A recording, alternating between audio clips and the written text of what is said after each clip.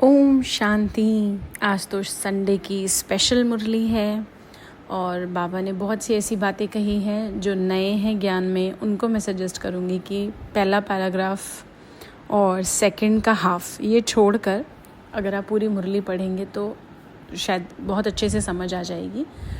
खैर, तो आज की मुरली की जो पहली बात बाबा ने कही है, बाबा ने उसमें कहा कि जैसे ना बाबा से हमने शक्तियाँ ली हुई हैं, एक कंप्लेन के तौर पे भी कहते हैं भगवान आप तो मुझे शक्ति देते हो या आपने तो मुझे सब कुछ दिया हुआ है बस, लेकिन ना टाइम पर ये नहीं होता या वो नहीं होता। तो बाबा ने जैसे उसके लिए ये बताया, पहले हम इस सिनेरियो को ही पूरा समझते हैं कि बाबा ने इसके रिगार्डिंग ये बातें कही कि बहुत सी बार ऐसा होता है कि हम ऑर्डर करते हैं शक्ति को पर शक्तियाँ आती नहीं हैं और हम समझते हैं कि हाँ मेरे पास ना ये भी है वो भी है, लेकिन टाइम बीत जाता है तो याद आता है। इसको हम एग्जाम्पल से ऐसे समझेंगे जैसे हमें पता है कि टॉलरेंस क्या होती है, हमें पता है कि शांति प्रेम ये सब क्या होता है, या हमें पता है कि किसी की बातों को समाना होता है, इधर उधर नहीं बताना होता, या हमें पता है कि रिएक्ट नहीं करना है। लेकिन जब कर दिया, जब गड़बड़ कर दी, हमने गलती कर दी, उसके बाद हमें समझ आ रहा है कि नहीं, ओहो ऐसे नहीं करना था हमको, तो फिर फ़ायदा नहीं है ना। तो बाबा ने इसका कारण बताया कि जब कोई भी अधिकारी, एक अथॉरिटी वाला पर्सन अपनी सीट पर बैठकर ऑर्डर करेगा तो हर एक उसकी बात को मानेगा, उस ऑर्डर को फॉलो करेगा। पर अगर वो सीट से उतर जाए, अब तब कुछ वो कमांड करे, कोई नहीं सुनेगा। जैसे अगर कोई अपनी डेजिग्नेशन होल्ड करके रखता है, अभी भी है डेजिग्नेशन में, एक है रिटायर हो गया अपनी डेजिग्नेशन से, तो कई बार ही नहीं होता कि करते वक्त तो बहुत अच्छे से हम उस प्राउड में रहते हैं कि हाँ हम इस जॉब में हैं, लेकिन जब हम जॉब छोड़ देते हैं तो तब हमें एक होता है ना कि हाँ दुनिया में वो मेरी अब चलेगी नहीं, मेरे ऑफिस वाले ही नहीं सुनेंगे। क्यों? क्योंकि सेम बैच के लोग जो होते हैं वो रिटायर हो चुके होते हैं।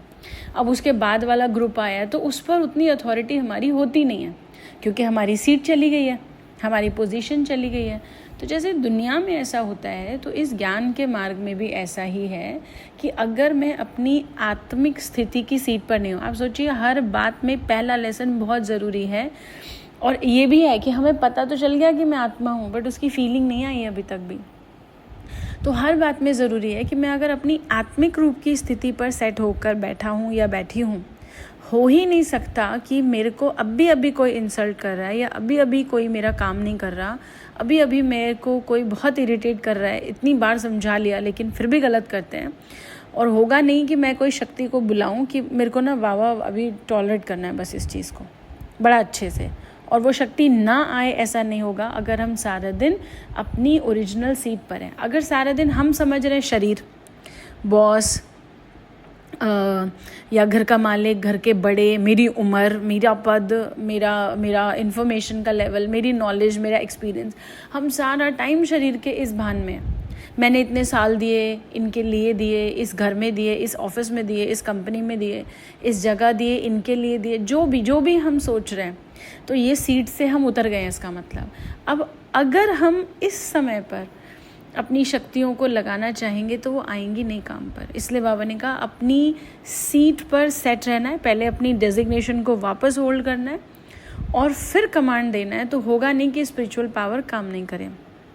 दूसरी बात बाबा ने कही है, कई बार ना ये तो चेक कर लेते हैं कि हमने सारा दिन ना कुछ भी बुरा नहीं किया, और मेजॉरिटी लोग अपने आप को बड़ा अच्छा सर्टिफिकेट, अच्छा बनने का, बड़ा नाइस रहने का सर्टिफिकेट दे देते हैं, ये कहकर या ये सोचकर कि हाँ हम तो कुछ गलत नहीं करते, हम किसी का बुरा नहीं करते।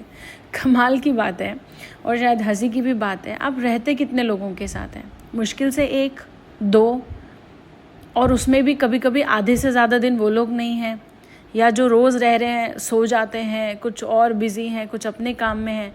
अच्छा, फिर जो 2 लोग भी हैं वो भी अपने अपने फ़ोन पर ज़्यादा बिज़ी हैं। तो अब ऐसे में कोई कहे कि नहीं हम बहुत अच्छे रहते हैं सबके साथ, कहाँ दिख रहा है अच्छे रहते हैं? 6-7 लोगों के बीच में रह के कोई ऐसा रह के दिखाए तो मालूम चले, वो भी रोज़ और बहुत अच्छे से, तो वो जबकि चैलेंजिंग है। तो कई ऐसा कहते हैं ना कि हमने आज कुछ बुरा नहीं किया, कुछ गलत नहीं किया, तो काफ़ी है इतना नहीं। आज बाबा ने उनको भी एक चेकिंग और एक अटेंशन का पॉइंट दिया है कि आप ये देखो आपने अच्छा क्या किया है, यानी आपने अपने कर्म के खाते में जमा कितना किया है वो देखना है।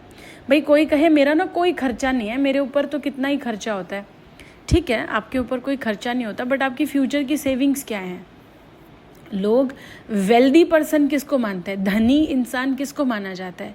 वो नहीं जो बहुत ज़्यादा खर्च करता हो या कम खर्च करता हो, नहीं, उसको देखा जाता है उसकी सेविंग्स है, उसके पास सेविंग्स कितनी है, उसके पास अभी इन हैंड कितना कैश और बैंक है या प्रॉपर्टी है, जिसकी वजह से उसको माना जाएगा कि ये वेल्दी या रिच पर्सन है।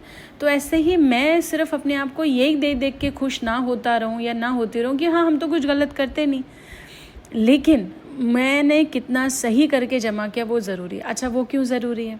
क्योंकि आप कुछ गलत भले नहीं कर रहे सारा दिन, पर कर्मों का खाता जब आएगा, अचानक कोई सिचुएशन आएगी, चाहे वो किसी की डेथ से बिछड़ना हो गया, सडनली खुद के शरीर को कोई बीमारी, दूसरे के शरीर को बीमारी, नेचुरल कोई कैलेमिटी या दुनिया की कोई ऐसी सिचुएशन, तो फिर ऐसी आत्माओं को धक्का लगता है कि हम तो कभी किसी का बुरा करते ही नहीं थे, पर आपने जमा भी नहीं किया ना, जो पिछला कर्म निकल के आया इस जमा करने से कट जाता।